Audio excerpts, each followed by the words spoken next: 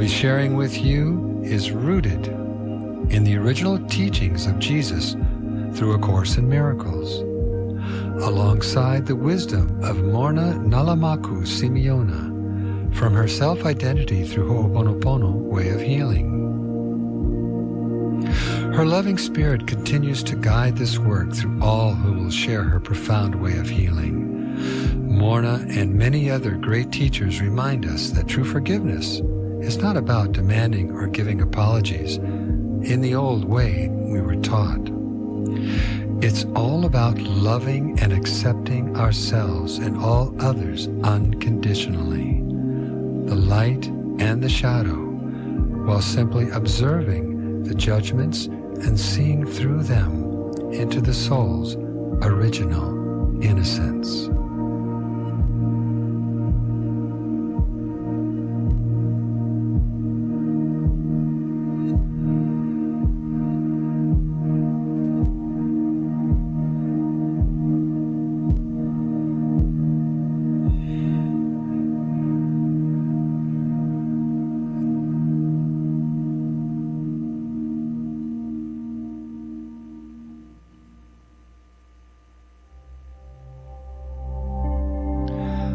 For those of you tuning in who may not be familiar with A Course in Miracles or Ho'oponopono, let me give you a quick introduction to these two profound pathways of healing.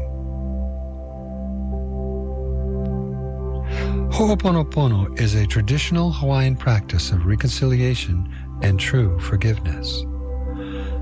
At its heart, it's about restoring harmony, both with relationships and within yourself.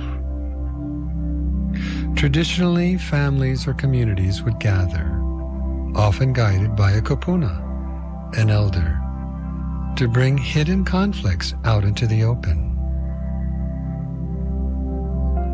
Through honest responsibility, repentance, forgiveness, and gratitude, balance was restored and love would flow once again.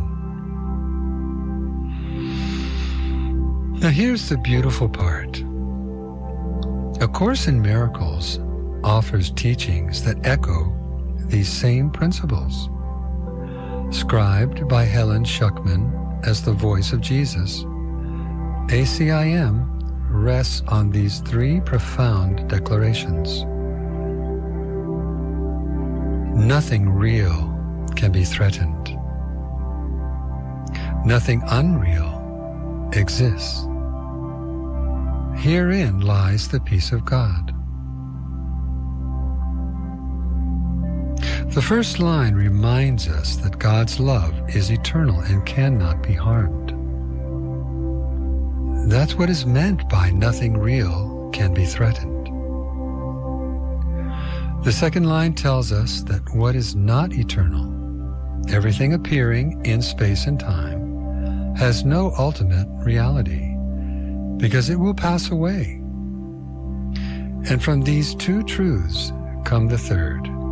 In recognizing what is eternal and what is not, we discover the peace of God.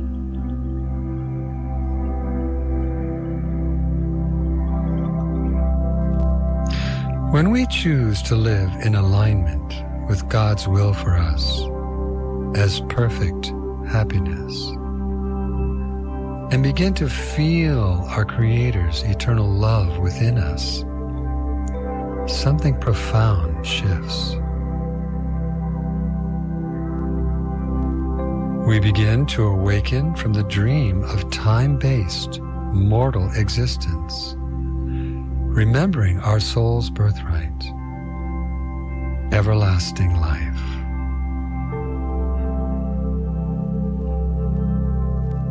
God's will for us is nothing less than perfect joy and peace. So whenever we experience anything like fear, guilt, shame, we can be certain these thoughts are not from the mind of God. They arise from the ego's conditioning, that we were born in sin, and we are never worthy or enough.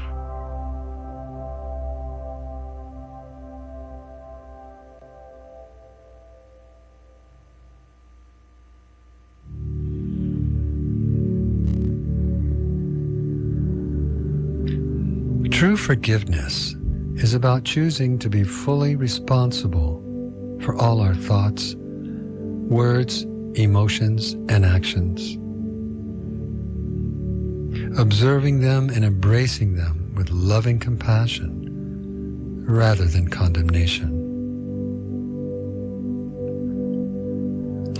True forgiveness is not about judging yourself or others for mistakes, shortcomings, or unmet expectations, and then waiting for an apology.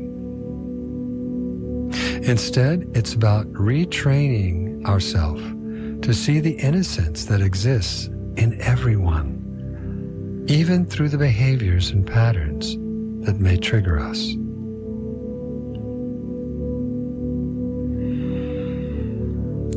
Pure innocence has never left us. It may be buried beneath layers of guilt and shame, but at the soul level, it remains radiant, untainted within our being.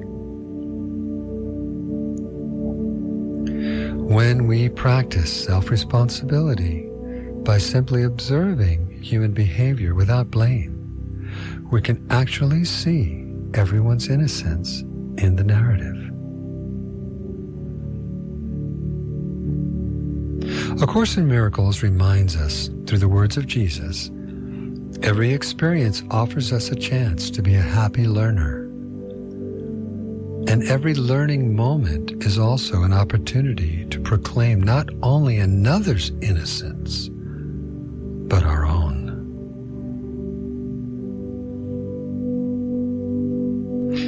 In Morrnah Nalamaku Simeona's updated self-identity through Ho'oponopono, this uncovering our gleeful innocence happens by erasing painful memories. This practice is done by bringing those memories to the Holy Spirit through a mantra. I'm sorry. Please forgive me. Thank you. I love you. And here's the science of it. Once the hurtful past is truly forgiven, it no longer exists. It loses all meaning and all power to influence your present life.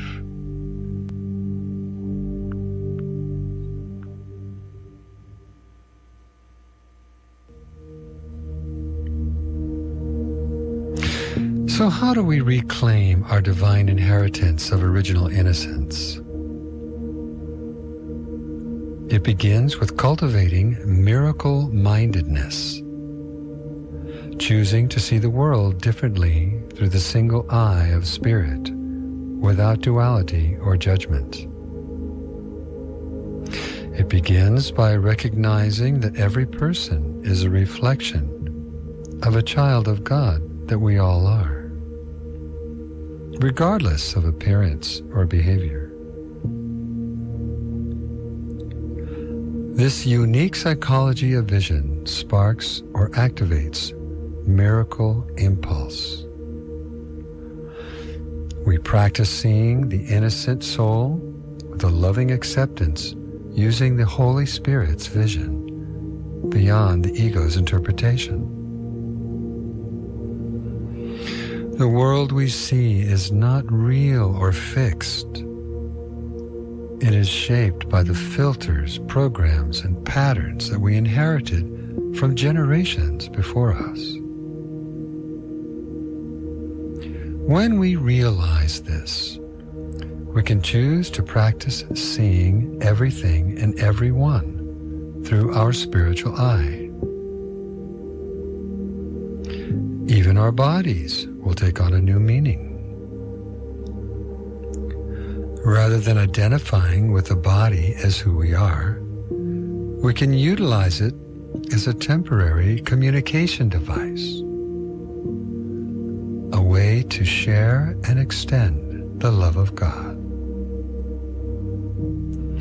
This universal love is an ever-expanding, high frequency of our own radiant presence within the mind of God.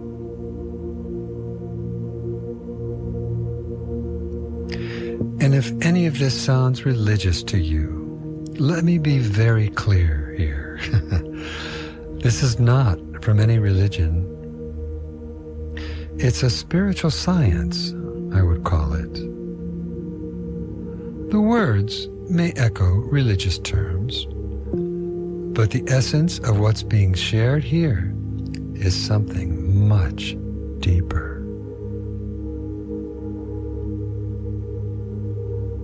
Many Hawaiian priests and masters recognize this truth and adopted the original pre-Christian teachings of Jesus because they could hear and feel that his message was rooted in the miracle of Aloha Lani, divine love.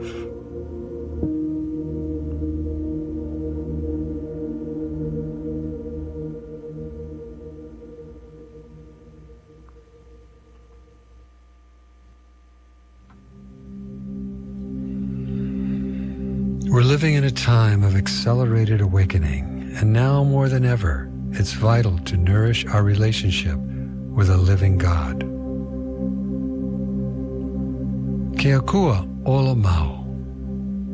My purpose here is to hold sacred space, a sanctuary for your soul, and to remind you of this: no matter what you've done or not done, no matter what has been done to you, or no matter what trauma you've endured in this lifetime or any other, you are not broken. The real you is still whole.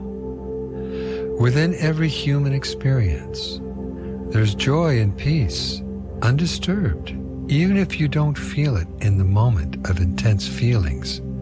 It's underneath. The ego reacts quickly when it hears the truth of our being as love in a body. It will rush in with condemning thoughts to bring us back to feeling unworthy. The ego is heavily armed with logic and moral reasoning, born of man-made programming that every human receives at birth, regardless of race or culture. It's no one's fault. It's not your fault, my fault, God's fault. Humanity is simply evolving through what our ancestors left behind and moving toward the remembrance of our oneness with a loving Creator. In the 1980s, Hawaiian Kahuna Lapa'au healing priest Morrnah Nalamaku Simeona reframed the traditional Ho'oponopono practice into a modern form she called self-identity through Ho'oponopono. Her vision centers on the idea that each of us is solely responsible for our reality, our feelings, and our experiences. By clearing or erasing memories, thoughts, and beliefs, we can achieve healing both within ourselves and within all our relationships.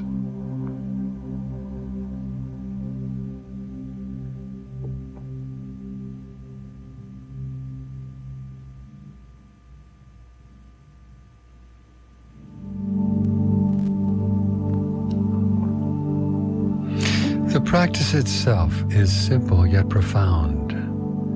Repeat the 4 phrases. I'm sorry, please forgive me, thank you, I love you. This gentle mantra acts like a cleansing rain on the mind, washing away old stains and reconnecting us with our true, innocent self.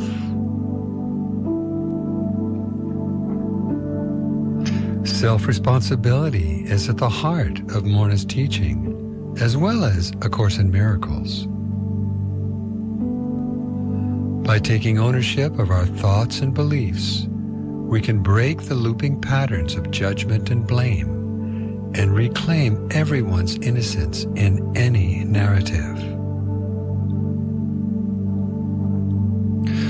Morrnah also described the inner family triad: the conscious mind, mother; the subconscious mind, child; and the superconscious mind, father. When you say the four phrases, the mother addresses the child, offering an apology for the hurt it's been carrying. The father, your higher self, offers loving support for the process. In this way, an inner dialogue that brings all parts of our inner family into harmony. Kahi ohana. Learning to love ourselves as God loves us can be challenging at first, but through devoted practice, these healing concepts become living habits. Eventually, we begin to experience heaven on earth from our deeper home within, even when the world doesn't reflect this. We're using a form of angelic vision to see everyone and everything with the mind and through the mind of God. When we can see everyone's innocence, including our own, we are truly free. E haku kako ina kuapana oke aloha. Let us weave together the miracles of love.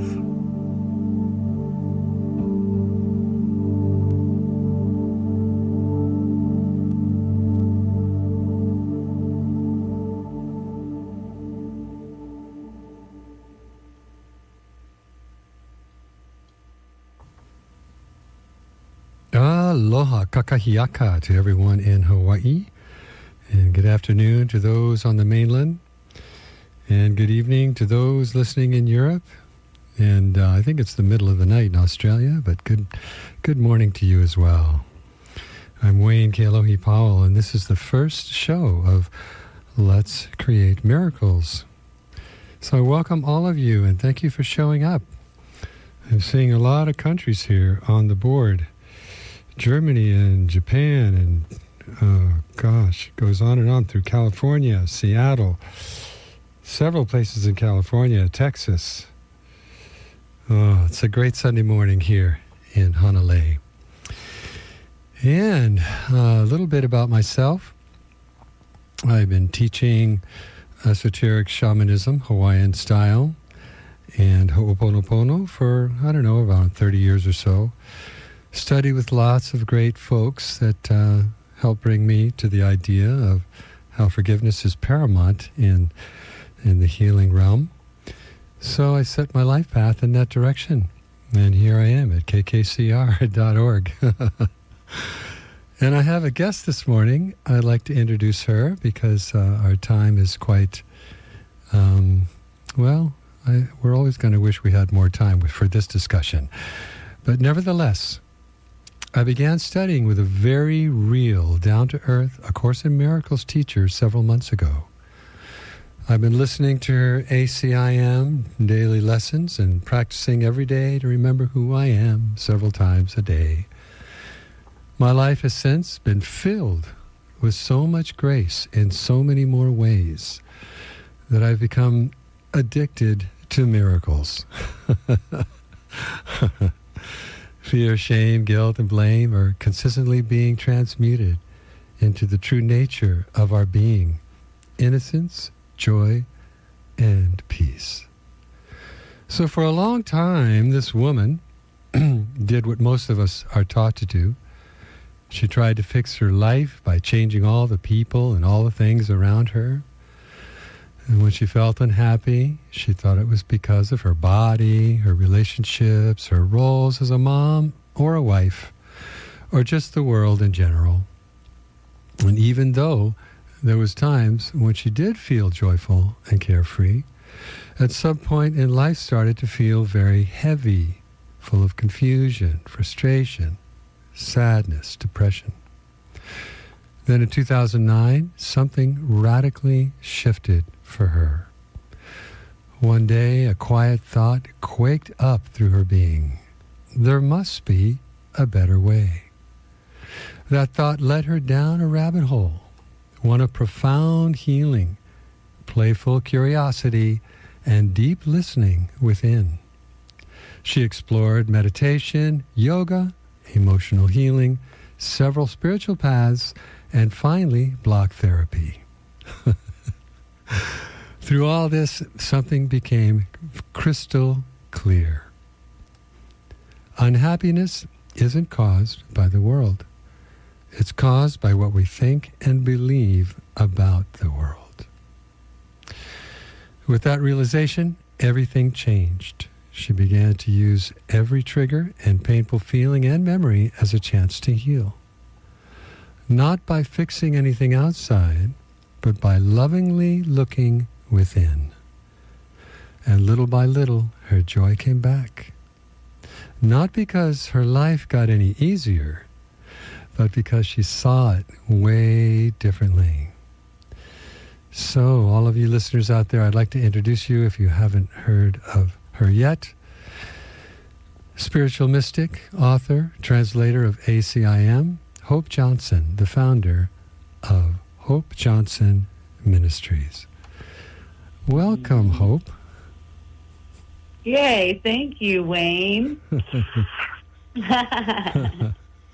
So where are you hailing from in this moment? Bullhead City, Arizona. Uh-huh. Okay.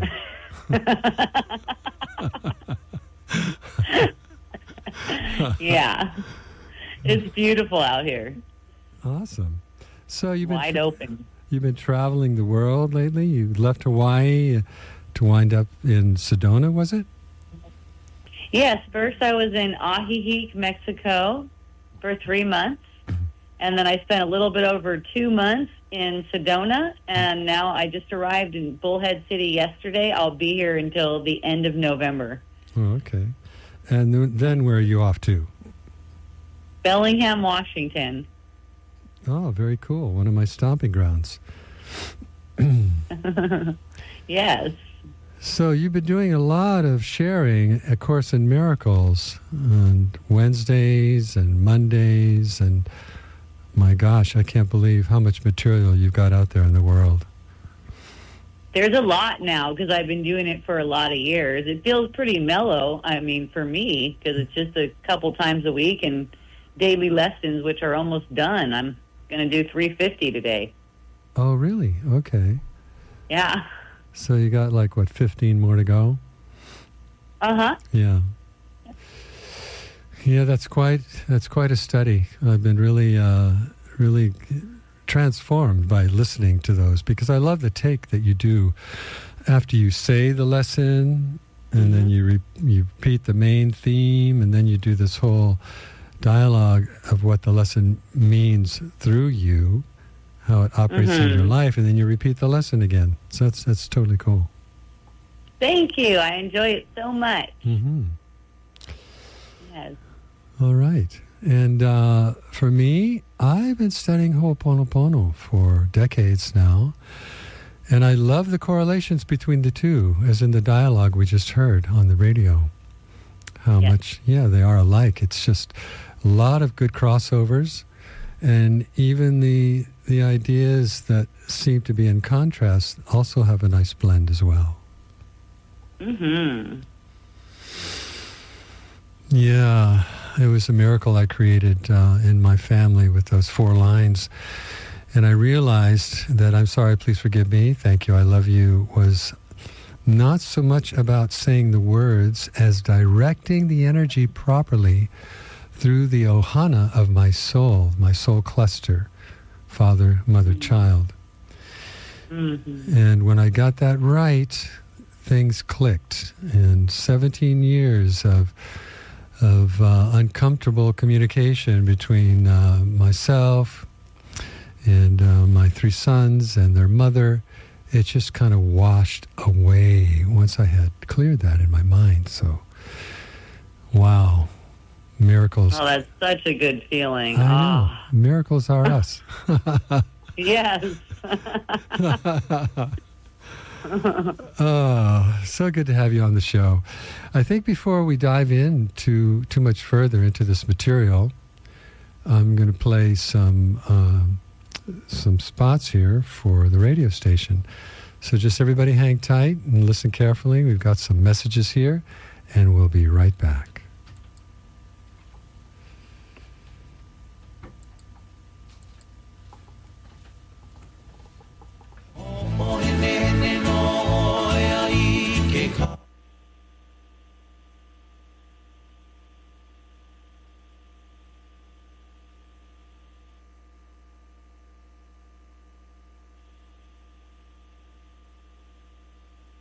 Okay.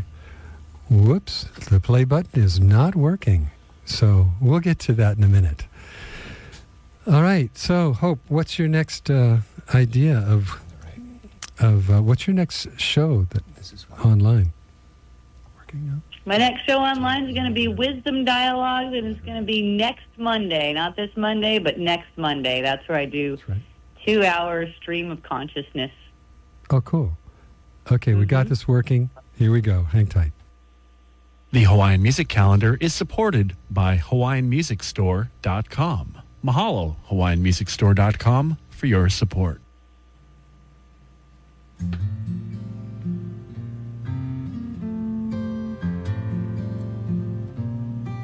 Aloha kakahia kakako.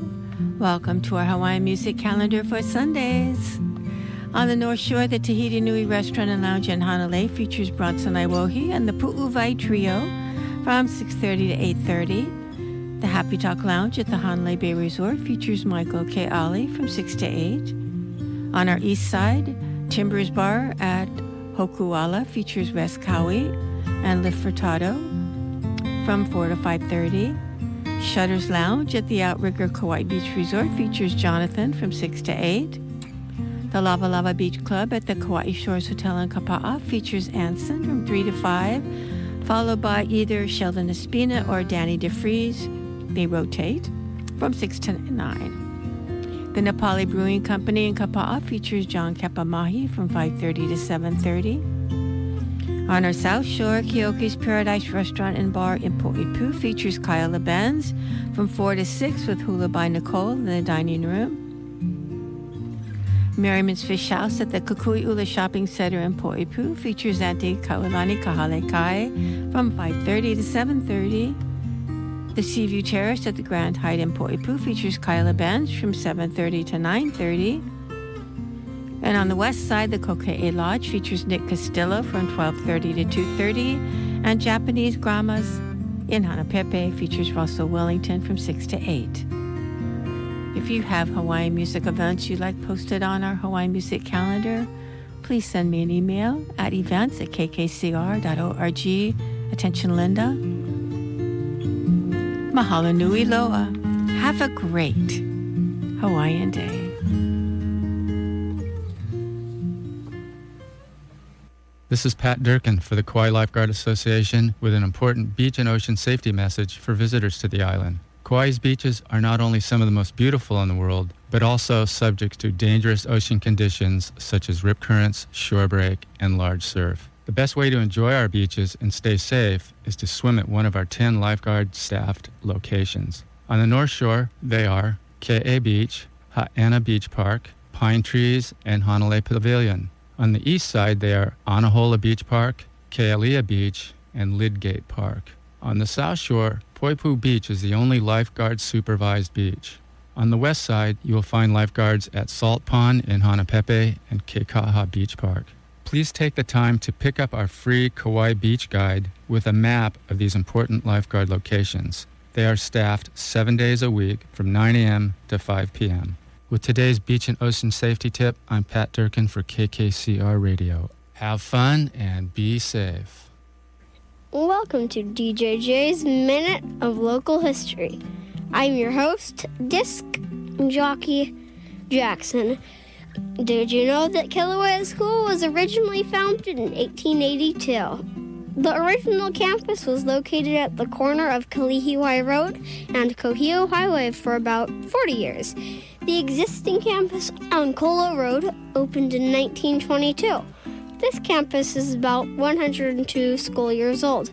In total, Kilauea School itself was about 142 school years old.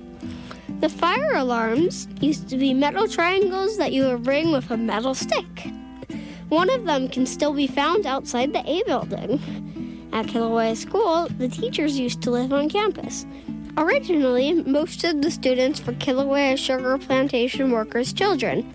Thanks for listening to DJJ's Minute of Local History on KKCR. All right, then, we're back. Boy, I love it when they use children to do those underwriter spots. So, Hope, are you still with us? I'm with you. Great. You know, the only question that comes to mind right up front, because I know you know this material so well, is do you have a favorite or a few favorite principles of miracles you'd like to share with us? There are definitely some that come to mind real quick when they're needed. Okay. Number one is the first one. Nothing I see means anything. Uh-huh. That's a great one to start with, yeah. Yes, I am sustained by the love of God is definitely a good one. A potent one for me. Anytime it seems like there's any kind of scarcity in money and love, in sunshine or whatever, it seems to be not enough. Right. I am sustained by the love of God. Mm-hmm. Yeah, you put that in your resume when you go to buy a car, right? That's right. Say, oh, you don't have much credit here. Well, my credit with God is 900, so put that in there. That's right. I'm good for it. Yeah. Yeah, and I'm never upset for the reason I think. Ooh, I love that one. Really good. Especially when someone's screaming at me, right? That's right. Or just, it comes up. You could be cruising along, and then all of a sudden it seems like someone really screwed you up. Yeah. And that's where that comes in. Never upset for the reason I think. It always turns back to look at the programming, doesn't it? Oh, yeah. Yeah. And that's the whole piece about self-responsibility I mentioned earlier. It's so profound to practice that in so many ways. You have to be so vigilant to really see where, we're having a victim thought or an ownership thought. Yeah, and it seems to take a little bit of practice before you get to the visceral experience of it. Once you get to the visceral experience, then that's it. You're over. Mm-hmm. Right. But to get to that point, though, it seems to me, I don't know if I'm just stubborn or hard-headed, but it's taken years to have that experience be a little more full, a little more consistent. You know what I mean? Sure. Yeah, I've experienced the exact same thing.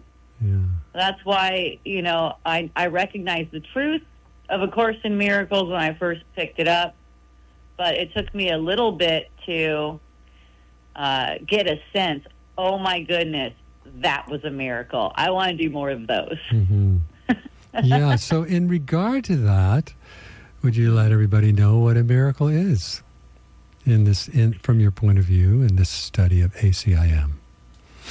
Yes, it establishes that you're dreaming a dream and none of its content is true.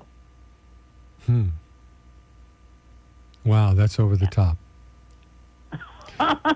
Yeah, I mean, it returns total, like you're talking about with Ho'oponopono, total responsibility to the mind that made everything. Right.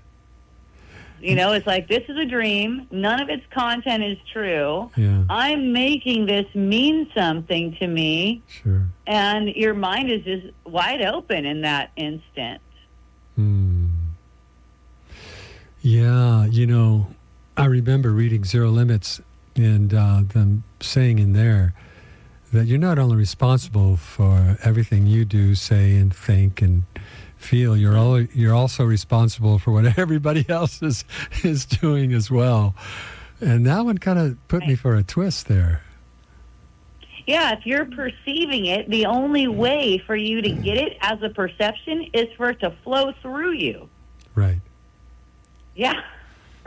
Yeah. So it's all ours. Sure. Yeah, and then it's really arrogant to think that we know what someone else is thinking anyway, or feeling. Yes. Yeah. Or even caring about that, like that's our business. Right? That's the number one way of beating ourselves up, is thinking that somebody is thinking really bad about us. And I love it when I get that perception. Yeah. Because it's immediately just seen as unreal. That's the thing about getting these perceptions. You start to love to get a perception, like, for instance, what do they think about me? I bet they're going like this. Or maybe it's an uplifting thing. Whatever it is, that is an irrelevant thought. It's a thought that makes the world real and leads to suffering every single time. So when you see that, you don't want to pursue that thought. You stop pursuing these thoughts that make the world real for you. Yeah, that's exactly the process I did in clearing with my sons and their mother. I found that there was all these thoughts that I had held on for decades, of thinking what they thought about me and what happened and all this stuff. And through the self-identity, through Ho'oponopono system, I was instructed to erase all of those thoughts. Just completely erase them. So daily I would go into my, I'm sorry, please forgive me, thank you, I love you, and I would just flow it like a waterfall from above, down through my body, into the cells, down through my mind, and then back up in gratitude with thank you, I love you. And I did this for a couple of weeks. And you're right, it feels so good when those things are not nagging at you, those thoughts of diminishment. I found I was using them to diminish myself with those thoughts. Yes. It sounds just like forgiveness. Yes. The way you're describing Ho'oponopono, and I've had a little bit of experience with that too. I got it kind of tripped up with the "I'm sorry, please forgive me" part, but I get it. Yeah, there's some things that they honor both sides of the view that we have, and I think that's pretty cool to be all encompassing that way, as long as you're not attaching to something that's not working, in regards to saying those lines. Sure. Yeah, yes. Because people will say, well, what are you apologizing to? And that is a very sort of multiple choice question, to be honest. Because the seventh principle in Kahuna science is what works is what's true. So if it's true to apologize to your higher self for not being the radiant sunshine being that you are all the time, that works. Or if you're apologizing to your inner child for holding on for, to that programming that's been causing it so much suffering, that works as well. And so I just tell people, you got options here, practice it all and find out what works. Yes, and it comes down to it comes down to willingness. Not so much the method that you're using. I love A Course in Miracles because that's the one that seems to speak to me. But this truth is universal, and it can be found in a lot of different ways. It really comes down to the willingness of the individual, and that gets opened on its own. So there's, what I like to share is there's nothing for you to do. You don't have to try to pursue this. Even listening to this right now, just hold it really lightly, recognizing that you're being held, you're being guided by your, you could say, higher self. I mean, I like to say you are the only one, you're God. You are being guided and helped along this path. And according to how willing you are, that's how much you're going to see. And that's not something you really have to worry about. You don't have to worry about anything, really. Just offer a little bit. Just offer a little bit of willingness to see it different than the way that hurts. Right on. Yeah, because, we're even programmed towards pleasure. It's just, part of our makeup. So that makes total sense to me, to seek a way out of what's causing suffering. And knowing we don't know the way in the way we've learned through the ego's guidance. We don't know the way out. The ego speaks a lot and speaks loud, telling us the way out of suffering as if it knows. So this willingness that I'm talking about is willingness to really see the ego's thoughts as not only meaningless, but also hurtful. They're not helping. And that's basically any thoughts that make you, give you a sense of shame, fear, any upset feeling. The Holy Spirit's voice is way different than that. It's about peace in the moment, right now, not later on, like the ego's ways.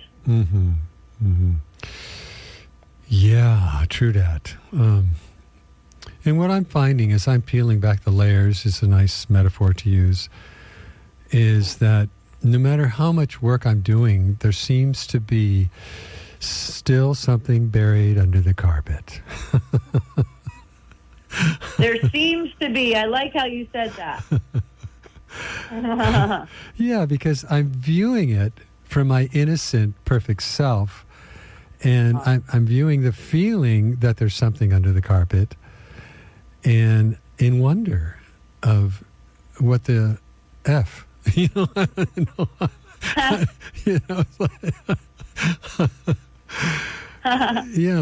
Wondering, why is it still stuck there? Why? I've done all this work, all this time.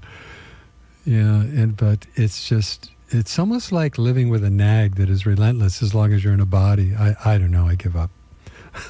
Well,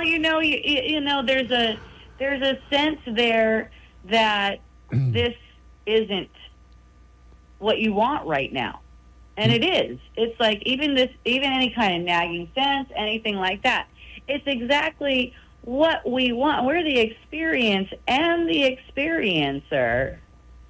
So we don't have to figure anything out. We just embrace the experience. When we start getting into thoughts that talk about I've done all this work and all this other kind of stuff, it makes that hurt repress.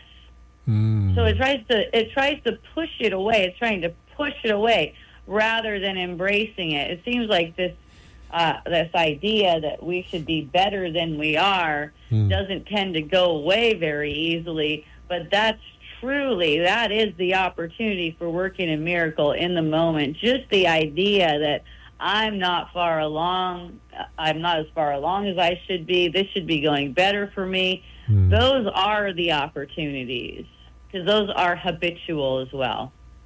True that, yeah. I love the way you keep bringing it back to the moment. That's so powerful. Every time you do that, there's clarity in what I see and hear. Yay. There's also a sense of release in the body's energy field. Do you notice that? Yeah, I do, yeah. Yeah. It's like the nag has to take a break. Yeah. It's like, whoops, I've been seen.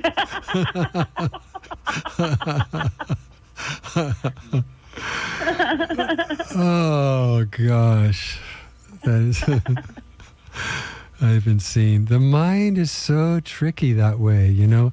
Okay, so for those that are new to all of this, can you give us a definition from your point of view of what the ego is? Energy of fear. Hmm. It's just a fearful thought. And look, all thoughts are programmed to want to live, right? So this energy of fear in this moment where God created us as an individuated self, we're already one with God, and God creates us as an individuated self. And then there's this moment of fear, and that's the ego. So it's seeking advice from a fear-based thought. So we're always at choice point there. Right. Because it's always now. Mm-hmm. Right. Uh-huh. Yeah. Unless you work for the government or the military. What? It's the same. Those things don't exist.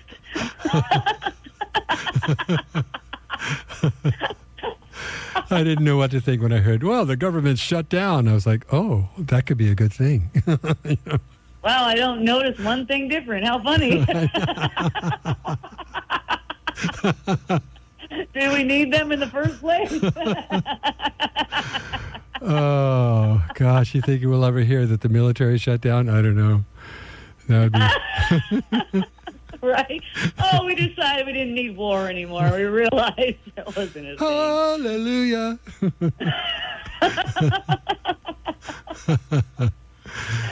We realized killing people wasn't really what we were meant to be doing.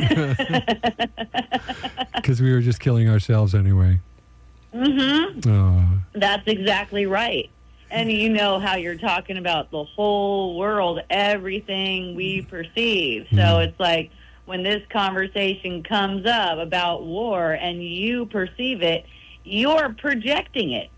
It's actually coming from you, the whole play. So when you recognize that, you can look on it as it is, meaningless. So it's kind of like a poker game. You're kind of anteing in if you talk about war. You're feeding that vibration. Is that what you're saying?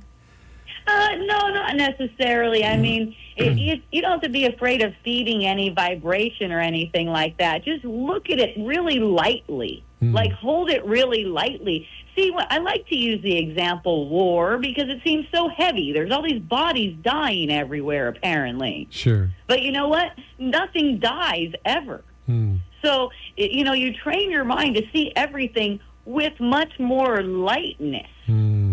Right? So it's not like you can't have conversations about things. Things can't come into your experience not like, oh, keep that away from me. It's like, no, let everything come through. Let yourself be this transparent vessel where everything that you perceive gets purified through you because you're seeing it in a way that's true.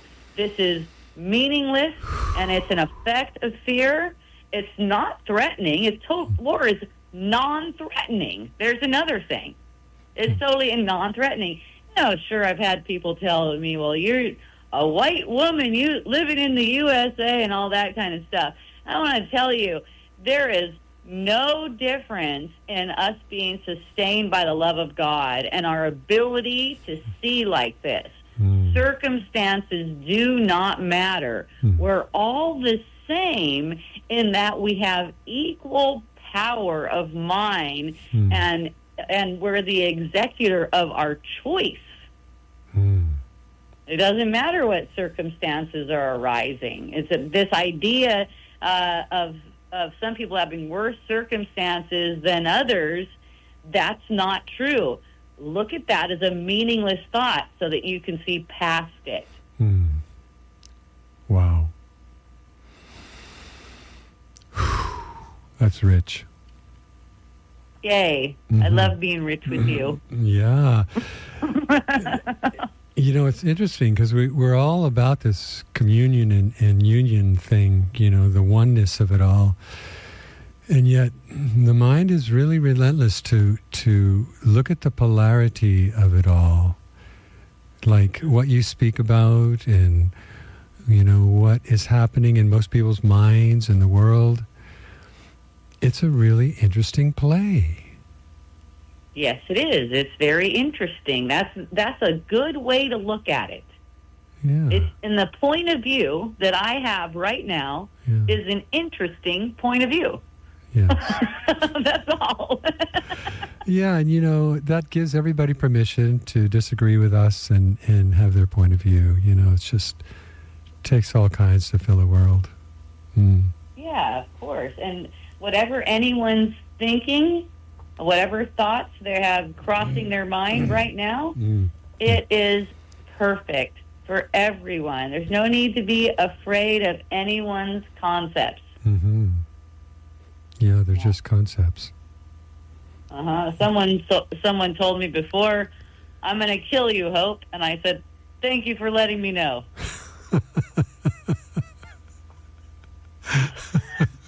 They're going to kill me for being a racist, apparently. I was like, thank you for letting me know.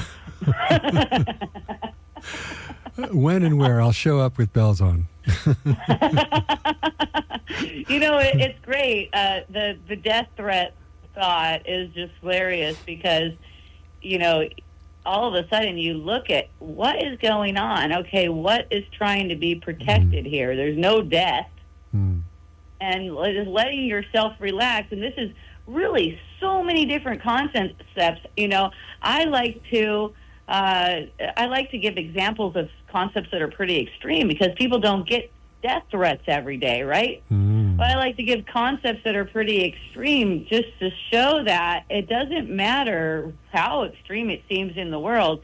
You still are making a choice whether to make that thought real and meaningful to you or to just see it as an illusion. And when you see it as an illusion, all fear subsides. That's so beautiful. You keep bringing the power back to us. We have a thought. We have a choice with every thought. Right. And that thought. And that's all that's going on. Yeah. So you take even that thought that says, "Why am I not there yet?" That's a meaningless thought. Mm-hmm. Yeah, and from where your point of view, I keep getting this reflection of like a sort of an angelic vision of a world that is accessible for everyone to see, but for some people it's a concept, and for other people it doesn't exist. And sure. Yeah. For now. Yeah. For now. True. Yeah. Yeah.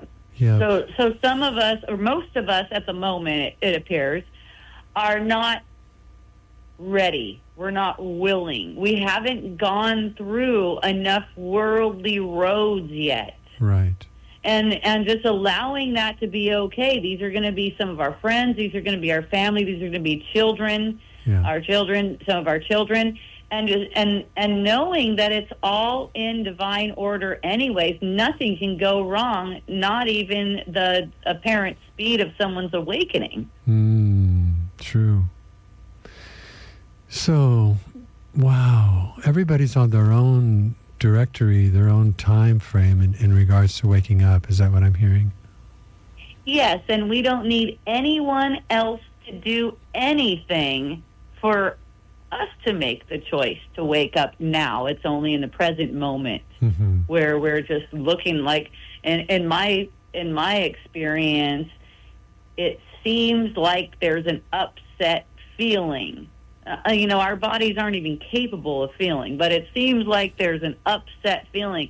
When that's the case, I start looking at what's true. I might bring back some of those phrases I shared with you. Nothing I see means anything. I'm sustained by the love of God, right? I'm not upset for the reason I think until I can see it.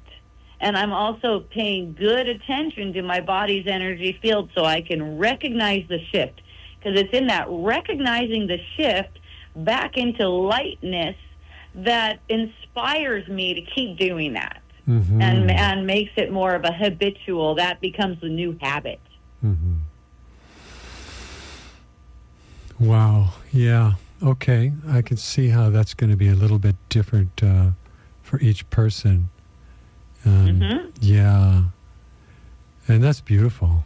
That just makes a whole spectrum of people in different places. And it feels to me, in my experience, that we're all lifting each other up as we pull up ourselves.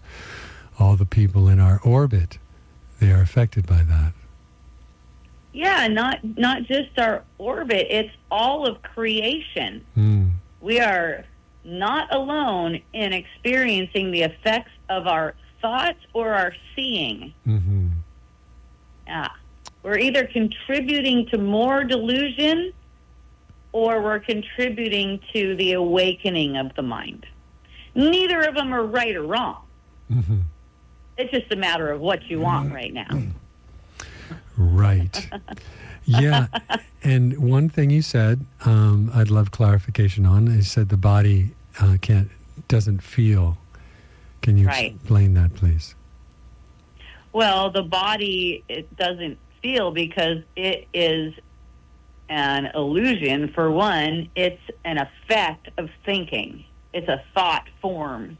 So it doesn't actually feel. It's a sensory projection where we mentally want that feeling and make an illusion like we're getting the feeling. And then the body interprets it. The mind is interpreting. Yeah, the body's not doing anything because it's an effect of thinking. Yeah. So it's just a thought form. It doesn't think, it doesn't feel, it doesn't do anything. It's just the mind is using it, projecting it out to make it as if you got that feeling. And then it shows up in the body? Apparently, but there is no body, so it's all mental. Right. Okay, so the overlay of this whole world and everyone in it and everything that is temporary is an illusion, is part of the whole package with ACIM. Right. Got it. Yes. Okay, well, it's time for some station ID. So we're going to have a few messages here. Thank you so much, and we'll be back with this dialogue in just a few minutes. Right.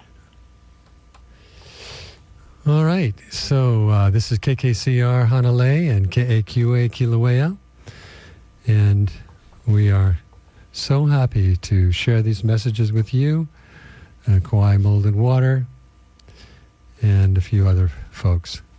Here we go. Aloha, everybody. Kauai Mold Water Fire, a family-owned and operated business specializing in 24/7 water damage cleanup, mold remediation, and fire damage. For more information and estimates, 808-635-8100 or visit KauaiMold.com. Civilization may have progressed enough to conquer the second law of thermodynamics. This law has been a barrier to direct energy usage without fuel. Charlie Brown, grassroots inventor located in Kilauea, Kauai, seeks to work with the like minds for decentralized, non-capitalist development. Kauai Community College offers courses year-round through the Continuing Office of Education and Training. Interested in a new skill? KCC offers pickleball, yoga, or beginning Filipino. Ready to advance your career? You can choose from lots of online or in-person classes. To learn more, visit kauai.hawaii.edu. Ha Coffee is equal parts coffee, community, and culture, with a community center and co-workspace with classes and workshop. Open Monday through Saturday, 7 a.m. to 12 p.m. at Hale Lihue, 4286 Rice Street in Lihue, and at hacoffee.store. Mahalo to Ha Coffee for supporting Kauai Community Radio with this underwriting message.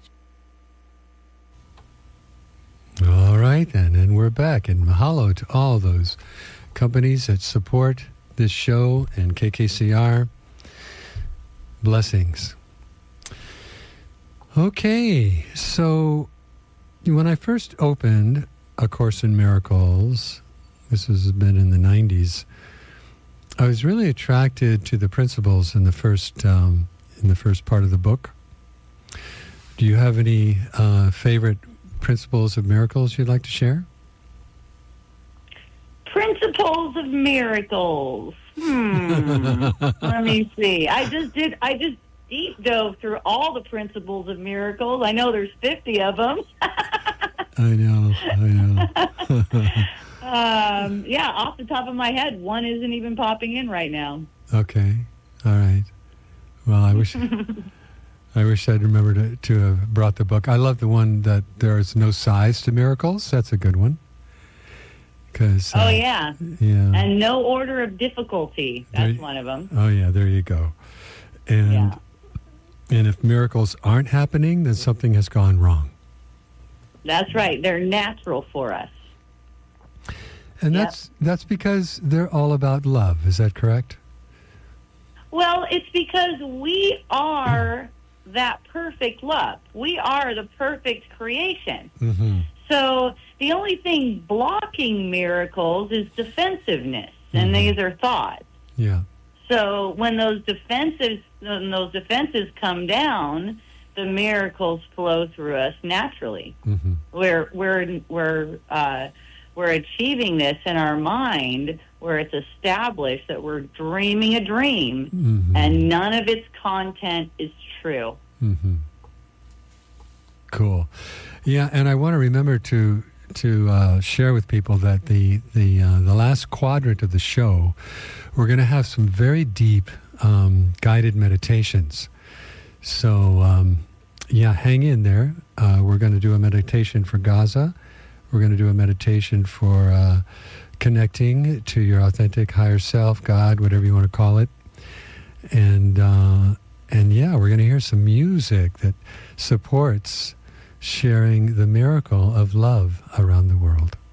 So hang in there. Yeah. Sweet. Yeah. So, walking in the world as a miracle worker, what does that look like to you? It's just the same. I mean, you change because you change the way you see things. Mm-hmm. Things that disturb people don't disturb you. Sometimes people are surprised that you're not getting disturbed. Sometimes it'll disturb people that you're so calm and equanimous with everything. And happy. And happy. That really pisses them off. I know. Well, and here's the thing. It comes back to it's all coming from you. So that makes it really fun, because you perceive a pissed off person, someone who's angry about the way you're expressing, and you're like, oh, that's coming from me. How sweet. Thank you. All right? Because it's what you didn't want to see. It's your self-talk that's buried that you didn't want to see, so now it's coming out as if it's coming from outside of you, which is not. So that's how I was able to see through a lot of those, all of those things, because, at first I was accused of being all kinds of different things. I think some people in my family thought I was just going a little bit crazy, That's how I just kept on seeing through things. I just smile at it, and I recognize, oh, that's my own mind. And my family thinking I'm gone crazy, that's what's going on underneath the layers. Mm-hmm. And I didn't want to see that I was thinking those thoughts about myself, so I projected a family to project it back to me. And my whole family changed. Everyone changed, because I just kept on seeing that's my own thoughts, and the sanity kept on rising in my mind. Yeah, that reminds me of that famous line by Wayne Dyer. When that one I'm talking about, when you change what you're thinking about someone or something, the someone or something changes. Yeah, that's right. Because you're dealing with the source of the projection. Yep, that's it. It's beautiful. Yeah. It really works, too. I can attest to it really does work. And that's it, too. We got to practice it, these are concepts that are pretty common, all age groups, I was just driving Uber for the last several months, and, it was so beautiful to have people, like teenagers, all the way to people in their 80s, and talking this kind of philosophy while I'm driving them somewhere. And it was so beautiful to see where people were at and how the Holy Spirit, apparently was picking all the perfect riders for this particular driver, so this dialogue could happen, love could be shared, and a miracle would just pop up like toast out of a toaster before they got out of the car. That's right. And I got so used to it. I just fell in love with riding people, just trusting that would happen. And these kids, I call them kids, they're probably I'm thinking of these two young ladies who were in their early 20s. I had to take them all the way to Hawaiian. It was like an hour drive, and so we're talking, and they're expressing to me from the back seat that all of the concepts that we're sharing here, and all the ones in my book that took so many years to write and so many decades to find that wisdom, for them, they were born with it, and that really encouraged me as far as viewing the maturity, the emotional maturing of humanity. Yes, I have seen that as well. Mm-hmm. Yeah, and it's reflecting our mind. That's the thing to keep in mind, that they're actually the people, even all the people that we perceive, even when they seem to be awakening and getting it, mm-hmm. that is also reflecting our mind. Mm-hmm. Yeah. True. Yeah. Uh-huh. Because I could have felt... It seems like we've done all this work and we've spent all this time. Right. And as believable as it is, that's what shows up on the surface, that this awakening really is underway. It's really one mind awakening, and this world is perceived. It's not really here.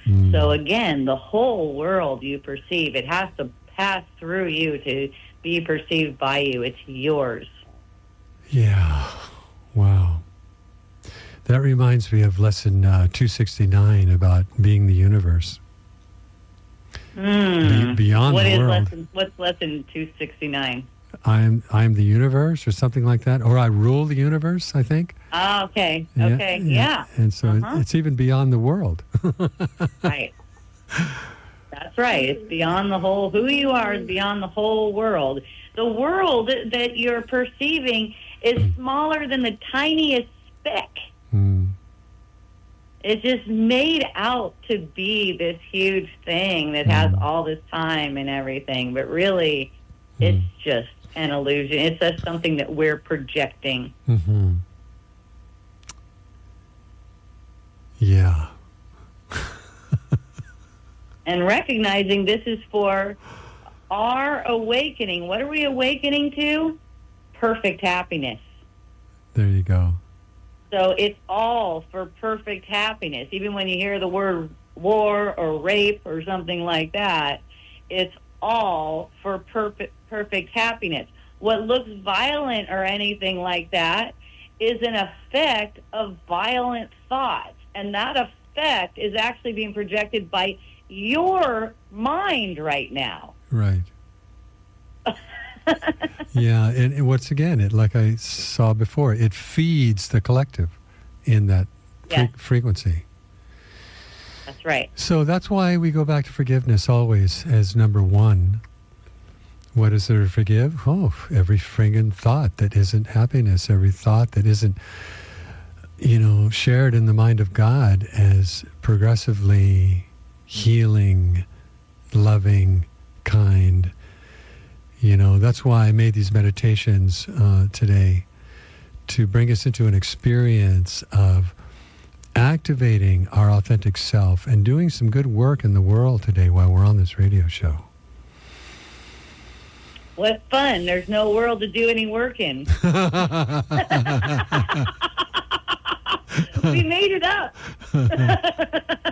And we're still here talking about it. Here's one of my favorite ACIM principles. You need do nothing. Oh gosh. Right? Oh, Wayne and I seem to be doing something right here. We seem to be on a radio show. We don't have a choice in that. That's just arising. See what I mean by you need do nothing? This is an internal, not an external kind of movement. You're not trying to prevent yourself from doing stuff in the world. No. You're recognizing in your own mind that you need to do nothing because the ego is always telling you there's stuff you need to do, right? Like this might be taken as something really important, what me and Wayne are doing. We need to do this. We need to do this more. We need to do this and this and this. Stop with that train of thought just by recognizing, and this is forgiveness. This is how forgiveness works. That's a meaningless thought. So, I had a really hard time with that lesson when I first came upon it in the 1990s. And, because I was so, into diving into the Course and into kahuna science and merging the two and figuring out my life, how it had come apart and what I need to do with it. And I'm studying the daily lessons, just so disciplined, and which is really not my style, but nevertheless I needed a lot of help. And then I come upon this I need do nothing in the book, and boy, that pissed me off. I picked the book up and I threw it out, and I went, well, I don't have to do that either. Yeah, I don't have to do this anymore. And I quit the Course. Is that where you quit it, and I need do nothing? Yeah. That's great. So now, a couple of decades have gone by, and I'm like, okay, well, maybe I need do nothing. I took it too literally. No, it is literal. It is literal. And the dream of yourself throwing the Course at that point, that's perfect. That's perfect. You need do nothing because it's all already done. Right. And you're not going to be seeing through thinking that you need to do something. Right. Yeah. And that's never going to end because it's a habit. Sure. Agenda. Yeah. Mm-hmm. Yeah. So in reinterpreting that after, maturing for a couple of decades and opening the book again, I got a whole different take on that. When I'm in the deepest meditation, so still, so quiet, so peaceful, there's nothing to do. I'm home. Mm-hmm. Yes. And nothing changes when things start spinning again. Mm-hmm. It's just you seem to be doing things. You seem to be called. You seem to get certain urges, stuff like that. But if you remember, you're always in the space where no doing occurs. You're never going to find yourself upset by all the comings and goings of the world. That is being in the world and not of it. That's one way of saying it, yeah. But I would also say you're not in the world. The world is in your mind. The world is like a little speck. And you're everything. Let's say you're the universe, and the world that you perceive, including the cosmos, is a little speck in your imagination. Yeah, and when you look at the physical aspects of the galaxy and going out further, it's just a piece of dust. Cosmic dust. Uh-huh. And it seems apparently so important and so big. And do you think there's a lot of souls that want in here because of the intensity of emotional evolution on this planet? Well, what I notice is a sense like I'm going in, kind of like a dolphin. It reminds me of how a dolphin jumps. Right? Yeah. I'm going in because I know I could see through all this. No problem. It's like you sense the love of God so strong. And you're like, what's wrong with those people over there? I'll jump in there. And then you go in, and you go, what in the world? Oh my goodness, I'm really here. No, you're not here still. You're only here as the truth. You're not here as a body. You're not inside of a body. If that thing gets cut open, you are not going to come out of it.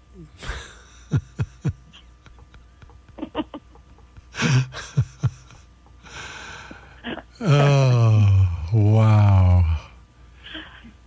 So then who are we if we're not the body? There's only one.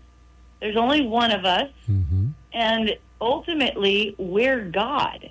As an individuated expression of God, you have a beginning where God created you, quote unquote, you, because you're both the creator and the created. You're the experience and you're the experiencer. For God to experience itself, himself, herself, there's this relationship.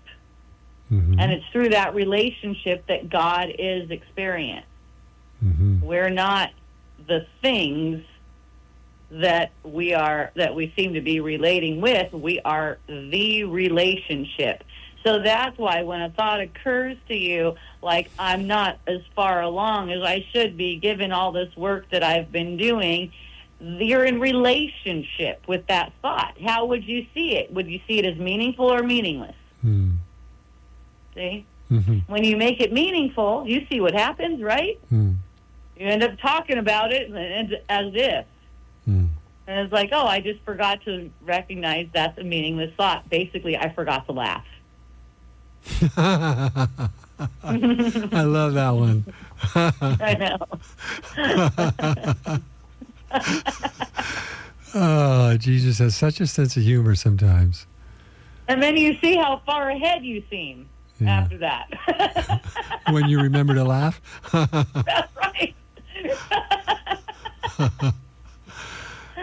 Oh. Right? Because not even that thought can hook you. Look at how powerful you are. Not even that thought that says I should be further along is going to be able to hook me now. This is amazing.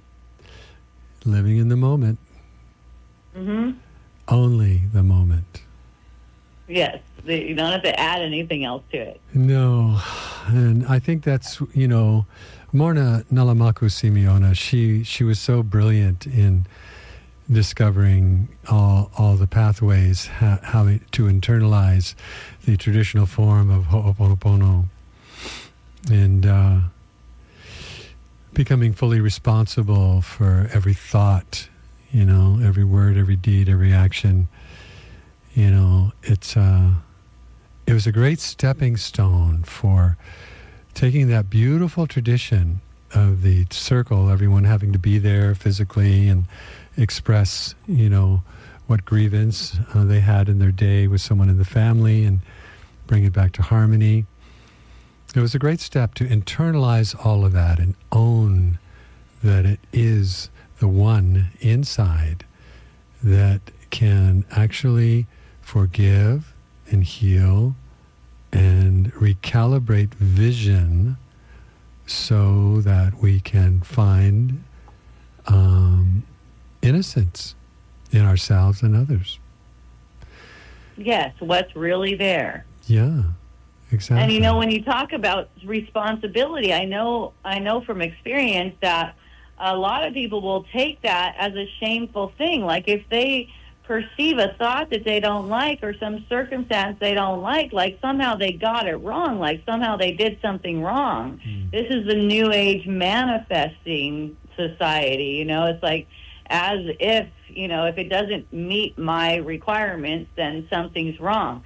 Nothing has gone wrong. That's not how it is. It's just that these things that you're perceiving are 100% helpful for your awakening from dreaming and separation. And the way to take responsibility for them is to recognize that you have a choice whether to make the circumstance as if it's imposing on you or to view it properly, that it's actually coming from you, and you choose whether to make it meaningful or not. Wow. That's a lot of responsibility. Yeah, but it's easeful responsibility. You see that? Yeah. Because you cannot get it wrong. Even if you're choosing to go along with making that thing real and meaningful. No harm, no foul. I mean, yeah, there's suffering associated with that, but you're choosing it. So, and no one really suffers. You're making suffering in a dream. So even when you witness someone doing this to theirself, so to speak, you can be glad for them that they're playing out what they want to play out. Yeah. It's an experience that is obviously required for the forward movement of their awakening. That's a great sort of way to view it. That's neutral. Yeah, it's happy, that's why. It's like, what's the happiest way I could view this thing? Yeah. Really, it all comes to seeing. Yeah. And that's what the Holy Spirit wants for you. The happiest way you could view the world. Sure. Wow. Muy rico.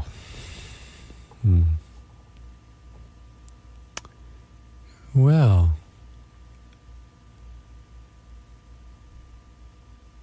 I'm wondering, what would be the first step for a lot of people to perhaps create a miracle in their own life? I would say the very first step is realizing that you don't know what you're doing trying to make your life better. That's the first step. I'm really bad at this. Look, I made aging, and I made death, and I made war, and I made conflict. I must suck at this. Okay, I'm going to ask the Holy Spirit about it. Because, at that point, you think of yourself as a separate being anyways. Yeah. So notice that as this separate being, you suck at this. And so then you're asking the Holy Spirit to guide you. You're asking for guidance outside of this limited mind that you made. Sure. And so you're asking for an interpretation from one who knows how to interpret things that in a way that makes you happy.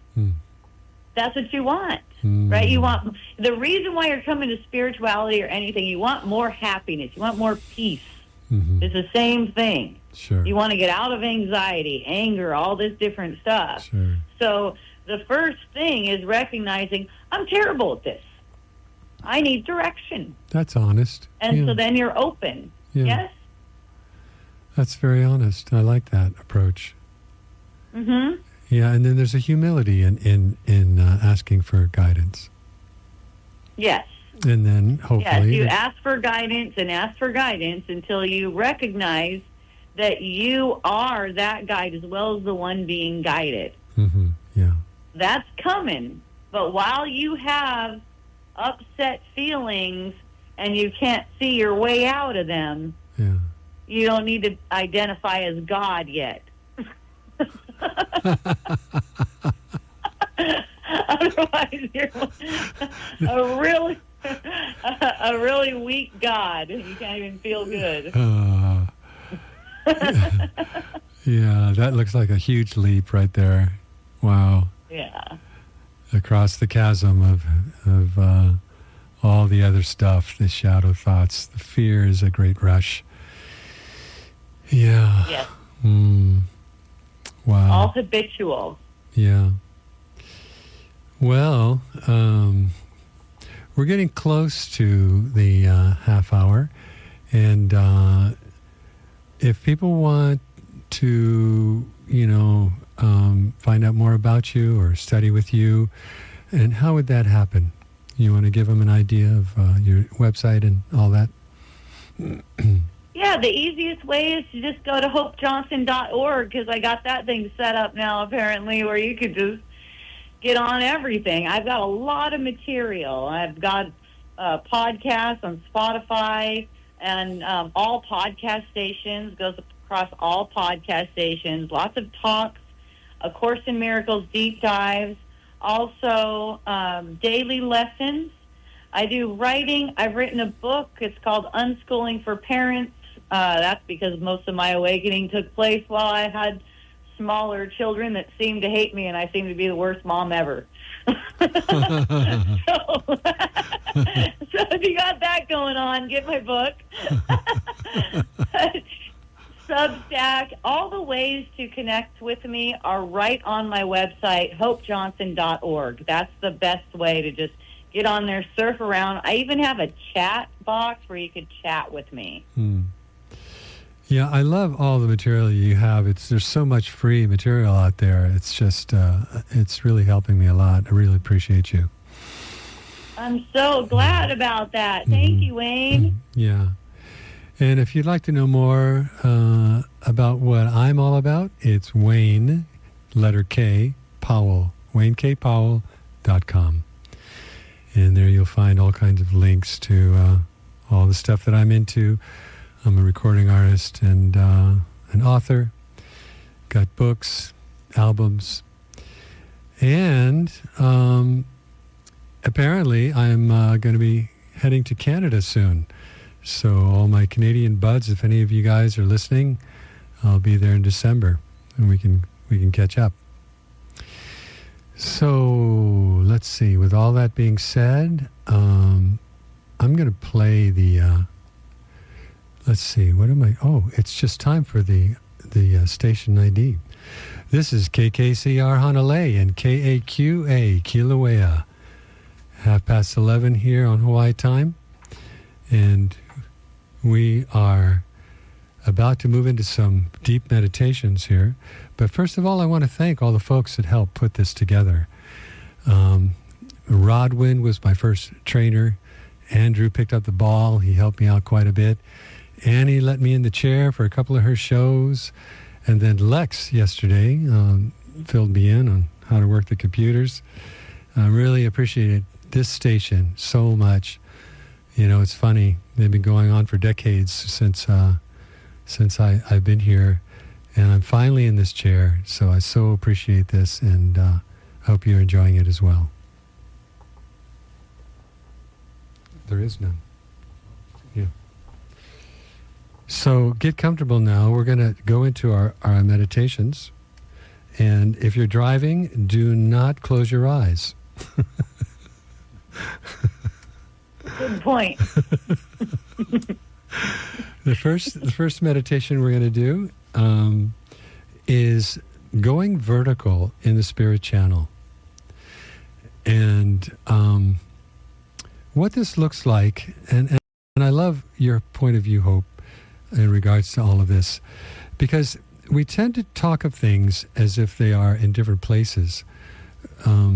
But once again, reminding us and myself that it's all one. It's all one. It's all happening in our mind, in our heart, in our body. And so when I say higher self, it's not something separate. When I say God, it's not a noun. It's actually a verb.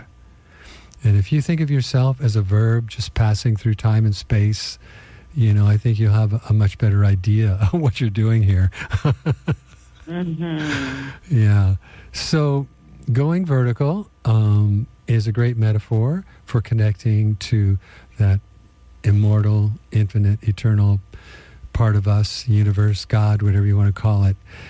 And we're going to have a deeper connection with that first off.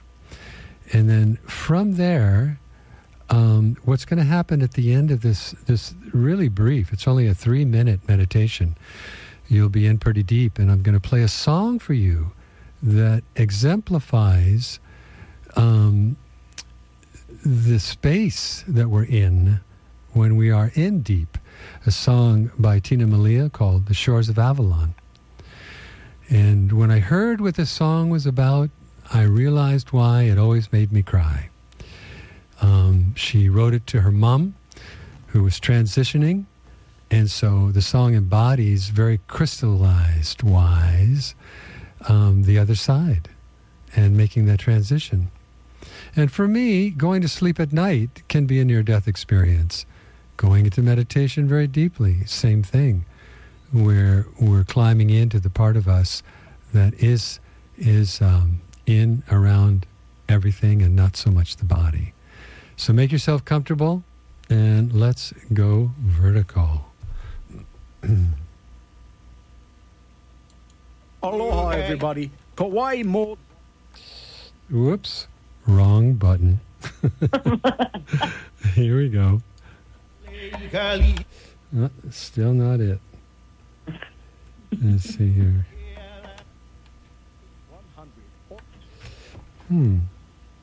Oh, right. It's over here. Here we go.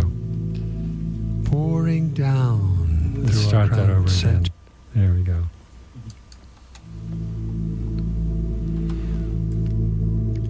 We're breathing in golden sparks of white light from just above us, pouring down through our crown center into our lovely body.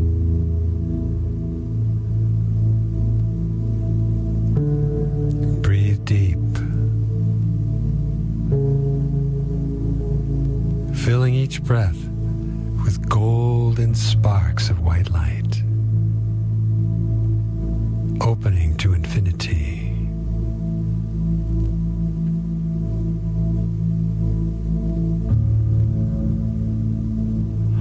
Allow yourself to be free in this light stream pouring down inside of you from your higher self.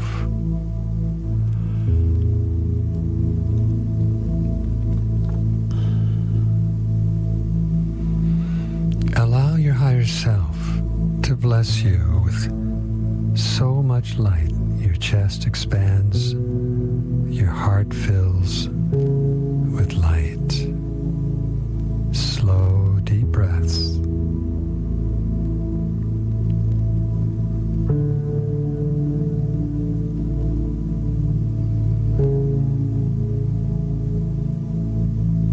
Return this feeling of expansion with gratitude for your higher self.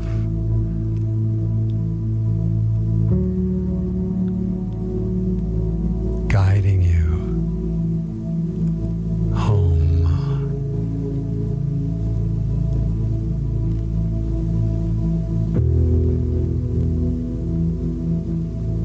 I am home.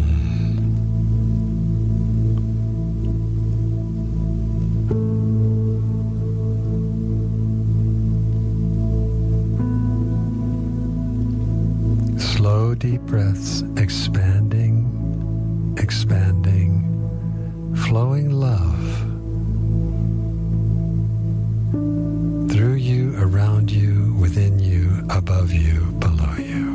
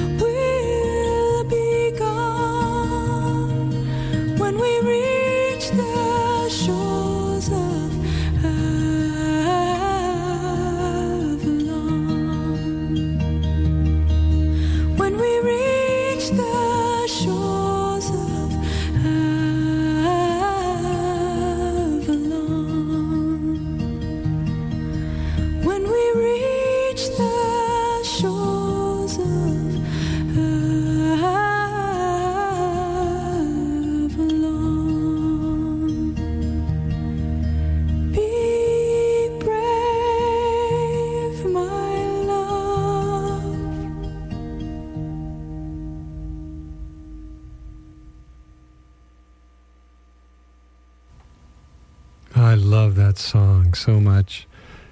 It always gives me chills.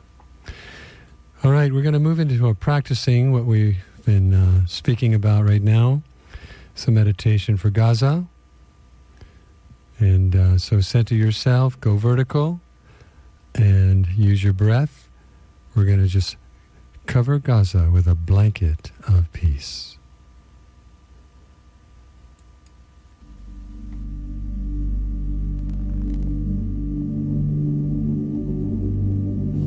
This is how miracles are created. Let's open the spirit channel and fill ourselves with light.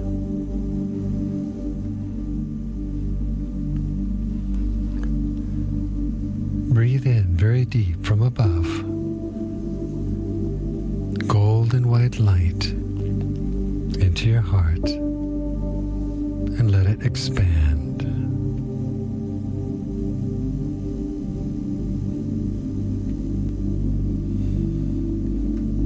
Holding your breath at the top of your inhale through the nose,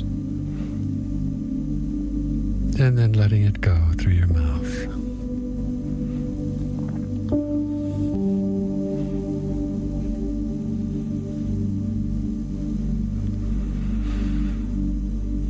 Deeper and deeper breaths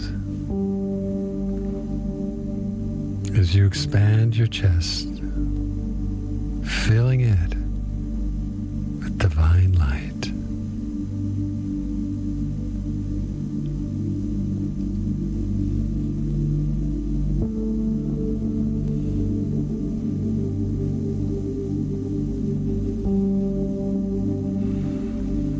Allow your heart to overflow into every cell of your body.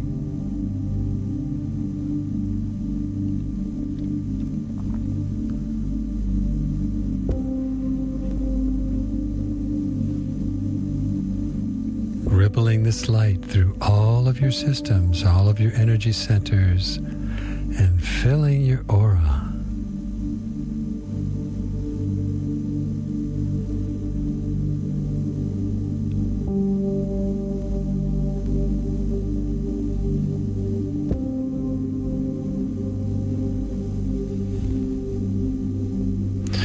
Now open your heart and let it overflow some more. Just let it ripple out through your pores, through your aura, and feel your whole being expanding in light.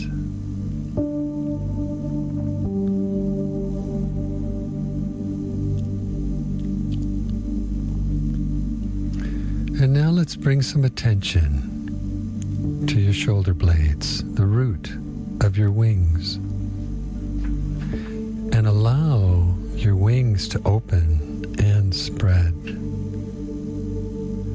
lifting you up so gently and gracefully as you feel more and more comfortable with your wings. Through the spirit channel, we will fly now to Gaza. Just imagine yourself there, just hovering over this whole area.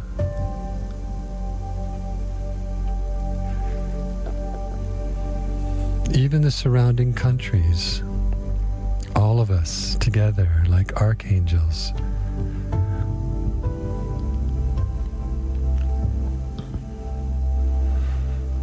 Expanded in the love of God through the spirit channel. As we breathe, we exhale this love, this divine love over the entire country where Gaza is. And let it gracefully float down through everyone involved in this drama.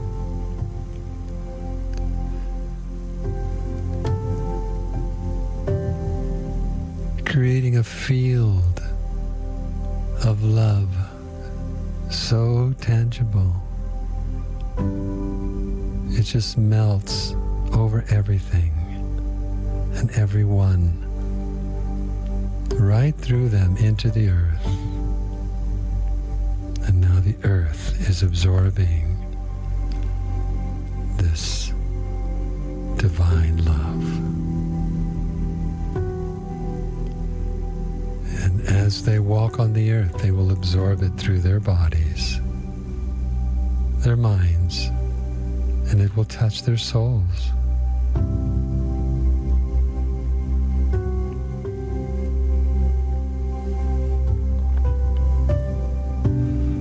Their innocence and the peace that is their true self is being touched so deeply. We are one love in the mind of God.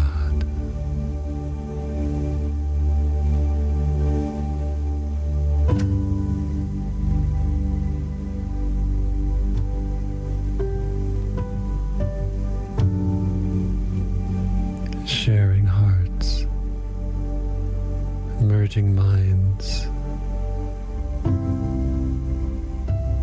feeling the love that we are as one.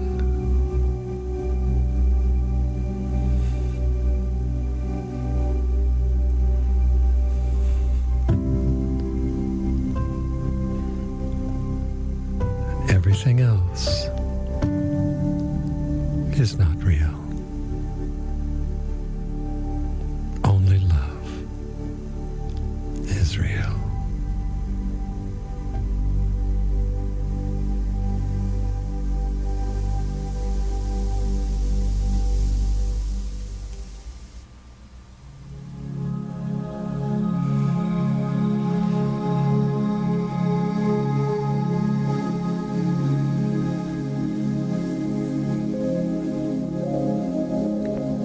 A blanket of peace.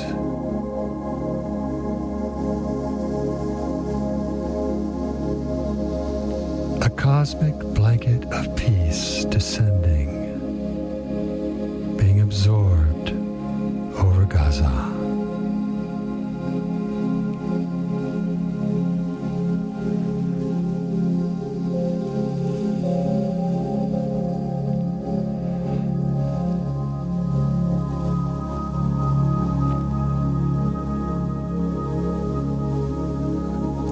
Breathe love into the blanket and let it warm every soul.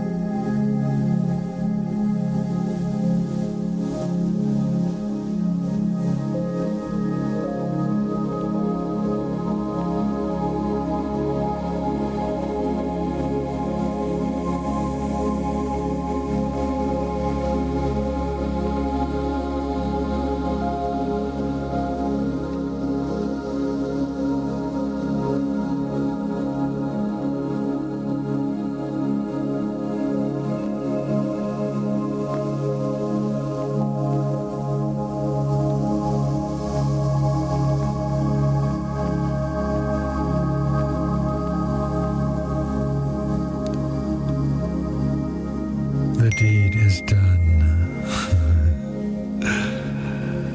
Let's bring ourselves back now into our body and feel the resonance of this love that we all are.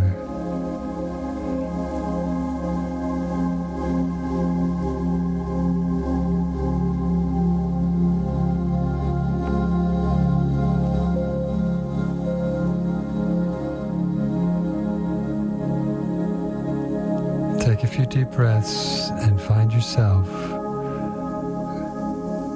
in your own space now, radiating communion, love.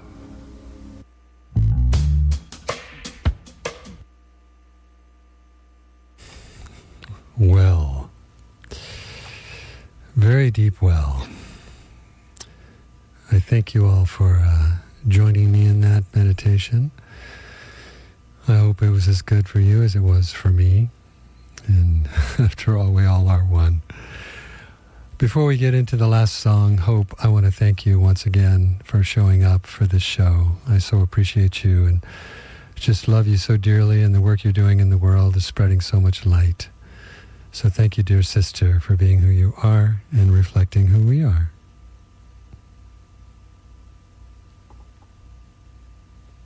I guess she let go.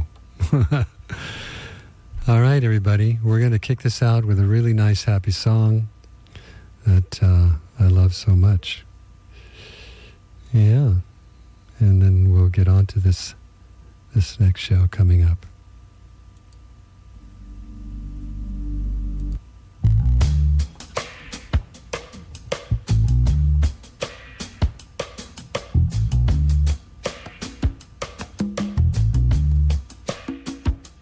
Have you ever lost your way? Have mercy, thinking about yesterday. I was barefoot in the creek, singing songs that came out of the street, and my heart is free as a breeze.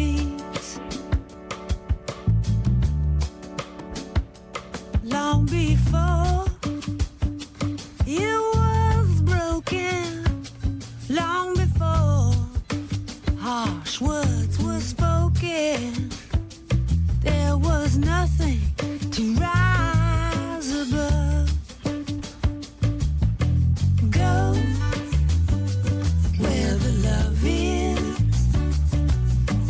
Go where the love is. Yeah.